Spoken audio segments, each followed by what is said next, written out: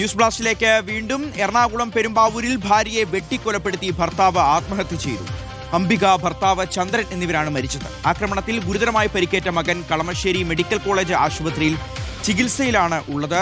ഷബാസ് അഹമ്മദ് ഈ വാർത്തയുടെ വിവരങ്ങൾ നൽകും. ഷബാസ്, എന്തായിരുന്നു പ്രശ്നം? കുടുംബ പ്രശ്നമാണോ കാരണം?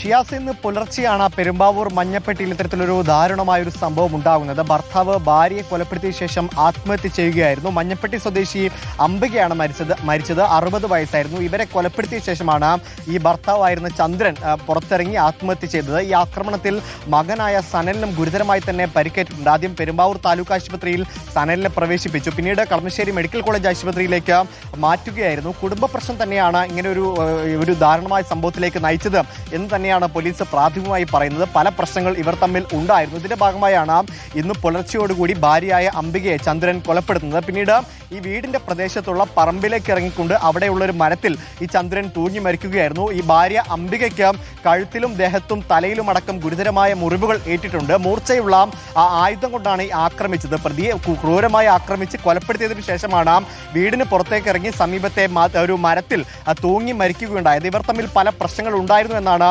പോലീസ് പറയുന്നത്. കുടുംബ പ്രശ്നം തന്നെയാണ് ഇത്തരത്തിലൊരു കാര്യത്തിലേക്ക് നയിച്ചത് എന്ന് തന്നെയാണ് പ്രാഥമിക നിഗമനം. എന്തായാലും മകൻ സനലിനും ഗുരുതരമായി പരിക്കേറ്റിട്ടുണ്ട്. ഈ അമ്മയെ ആക്രമിക്കുന്നത് കണ്ടപ്പോൾ അച്ഛനെ തടയാൻ ശ്രമിക്കുകയായിരുന്നു. അതിനിടയിലാണ് ഈ മൂർച്ചയുള്ള ആയുധം കൊണ്ട് സനലിനും ഗുരുതരമായി കവിളിലും തലയിലും അടക്കം പരിക്കേൽക്കുന്ന സാഹചര്യം ഉണ്ടായത്. സനൽ എന്തായാലും ഇപ്പോൾ ചികിത്സയിൽ തുടരുകയാണ്.